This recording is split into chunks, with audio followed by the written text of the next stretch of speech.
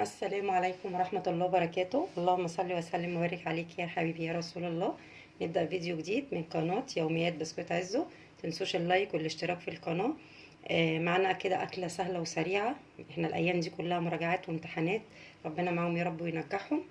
هعمل صينية عجة بطريقة سهلة جدا جدا ومكوناتها سهلة خالص. هي معايا بصلتين وسط صغيرين، قرن فلفل رومي أو قرنين، حوالي 4 معالق رز. بتتعمل بكذا طريقة، ممكن نعملها بالرز والدقيق والفريك بكذا طريقة. ودي حوالي حزمة ونص كده بقدونس على كزبرة ناشفة، كزبرة خضراء اسفة. وعدد البيض طبعا حسب الكمية اللي احنا هنعملها، ممكن اقل وممكن اكتر. انا هعمل صينية صغيرة فهستخدم لها 5 بيضات بس. نبدأ بسم الله كده ونسمي الله. هنا حطيت معلقتين زيت، ممكن نعملها بزيت بس بسمنة، بس انا حطيت زيت بس ما حطيتش سمنة. مقطعين بصلتين صغيرين مش كبار. انا مش هغمق البصلايه معايا، يا دوبك بس تدبل معايا كده عشان ما تغمقش العجه معايا. اول ما تدبل معايا انزل معايا عليها بالفلفل الرومي على طول. الموضوع كله مش هياخد 10 دقايق تحضير العجه، وبعد كده نسيبها تبرد بس شويه، تبقى سهله وجميله جدا. انا الايام دي بحاول على قد ما اقدر اعمل اي اكل سهل كده وسريع، لان مش قاعدين في البيت باستمرار بسبب الدروس والمراجعات. انا عندي ابني الصغير امتحن وخلص النهارده، خد يومين بس امتحانات.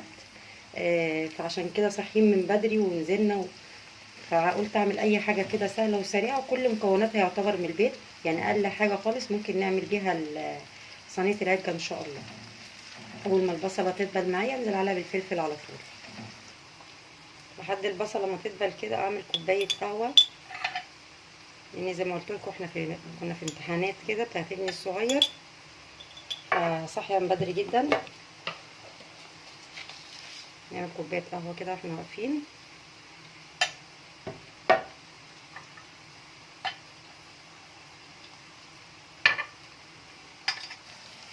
عملنا كوبايه القهوه حطيناها على النار، والبصله كده بدات تدبل معايا، انزل عليها بقرنين فلفل رومي اللي حابب براحته، ممكن معلقه هريسه وممكن فلفل وممكن ما نحطش خالص، وكفايه البصلايه.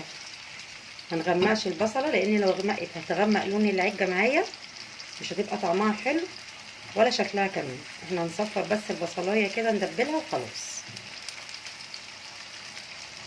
الطريقه دي سهله جدا جدا، ومكوناتها مش صعبه ولا هي مكلفه ولا حاجه، وفي نفس الوقت اكلنا برضو ولادنا بروتين. ولا هي اكله كده ولا كده، هي كلها فوائد طبعا، والبيت بروتين وفي نفس الوقت برضو موفره. اول ما تدبل معايا انزل على طول بالتوابل والكوبايه الرز، او اقل من كوبايه الرز، انا غسلها معايا ومحضراها.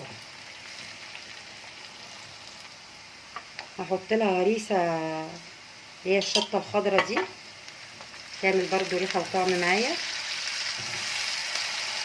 وبعد كده انزل عليها بعصير طماطم، ممكن نحط لها طماطم فريش عادي، وممكن من الصلصه الجاهزه، انا محضراها عندي صلصه جاهزه في التلاجة، هحط منها على طول. دي الصلصه عندي جاهزه في التلاجة، انزل فيها بسم الله.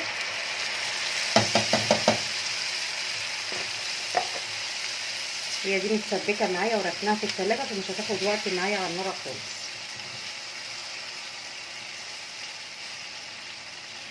يبقى كده حطينا البصلايه اتصفرت معايا شويه دبلت، نزلت عليها بالفلفل الرومي ومعلقه هريسه والصلصه. غاسله معايا حوالي 4 5 معالق كده من الرز وركناهم معايا.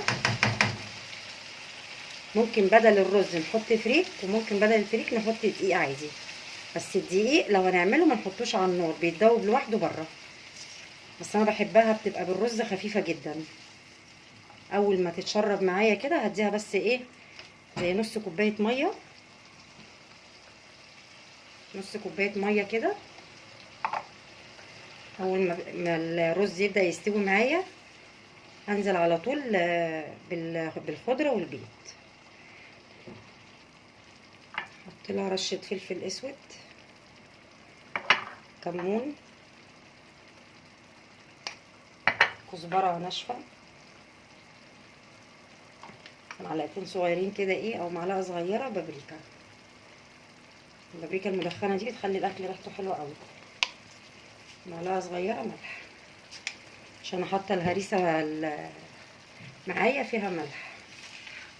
اول ما تبدا كده تتشرب وتتسبك معايا، هنزل على طول بالخضره والبيض لحد ما خلصت. كانت القهوه خلاص غليت. هي دي اللي تظبط اليوم كله بقى ايه، وتضيع التعب بتاع اليوم كله. جميله جدا.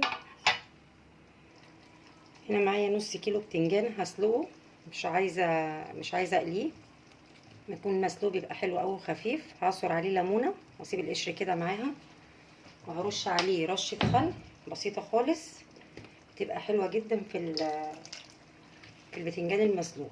هيد عليه بس كده. هطقش كده البيض هنا. لازم نحط البيض كده في بولع بره. هنحط عليه رشه فلفل اسود، ونص معلقه بيكنج باودر او كربوناتو، اي حاجه موجوده. ممكن ما نحطش خالص، بس انا بحطها، بحبها تكون مرتفعه شويه. ارش عليه كده رشه بسيطه، ونص معلقه صغيره خالص كربوناتو او بيكنج باودر، نص معلقه. الكربوناتو رشه بسيطه. هضرب البيض كده كله في بعضه. حطيت عليه رشه فلفل اسود ونص معلقه بيكنج باودر. اللي حابب يحط لها العدد البيض اكتر او اقل براحته. كده الرز خلاص كده اتشرب بالتسبيكه كده، بقت تمام جدا معايا. كده انا ضمنت ان الرز استوى معايا ما شاء الله. جميل قوي قوي. هطفي عليها، سيبها تبرد، ما احطش عليها البيض خالص ولا الخضره دلوقتي الا لما تبرد خالص. لازم تبرد، لان وهي سخنه كده ونزلت عليها بالبيض هيستوي معايا، هتتقلب شكشوكه مش عجه. لازم احطها تكون التسبيكه معايا والرز كده تكون برد. هسيبها شويه تبرد وارجع لكم تاني. هبدا اعمل دقه البتنجان لحد ما يخلص معايا توم. هنزل عليه معلقه صغيره كده كمون، عصير ليمون، معلقه هريسه،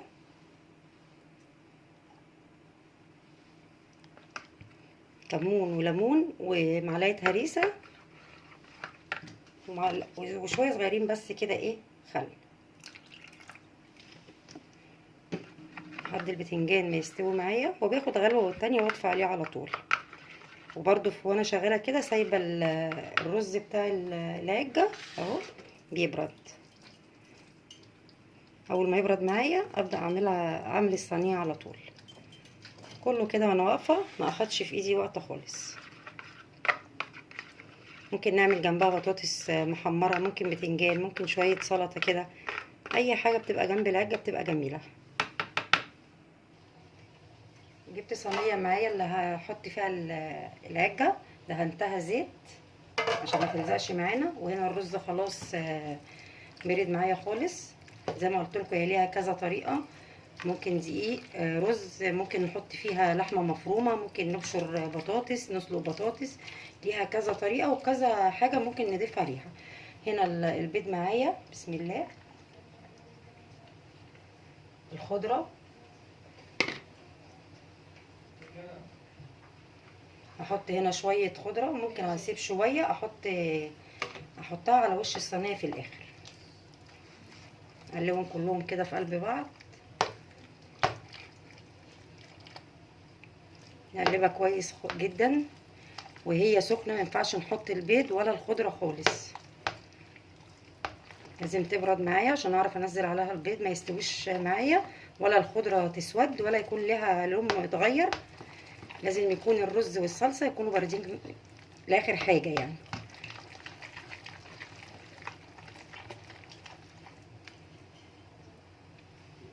كده انزل بيها على طول في الصينيه. ما شاء الله. اي حجم صينيه بقى على حسب الكميه اللي احنا عاملينها. دي كويسه جدا معانا. حاطين البيض كله، الخضره والرز. دهنتها تحت برشه زيت كده عشان ما تلزقش معانا. كده كويسه جدا. يا دوبك بس هتعلى حاجه بسيطه. رش رشه خضره معايا من على الوش كده. احطها في الفرن على الرف اللي في النص من تلت ساعه لنص ساعه، ونشوفها كده زي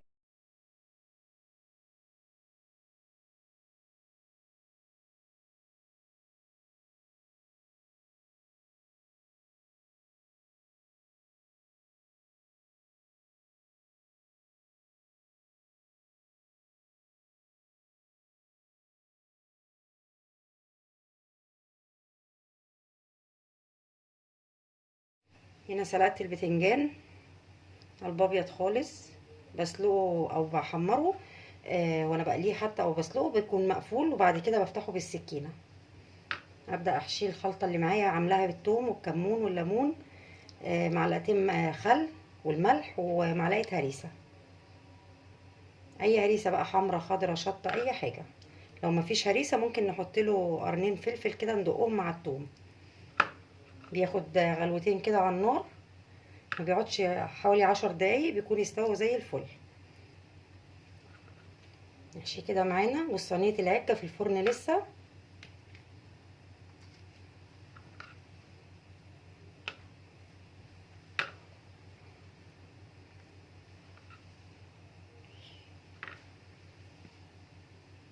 كده صينيه العجه بعد ما طلعت معانا نختبرها كده زي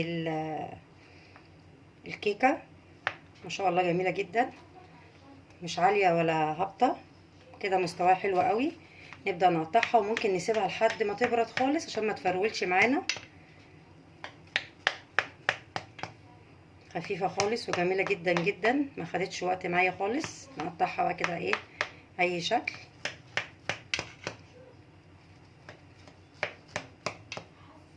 ممكن نسيبها لحد ما تبرد ونقطعها براحتنا.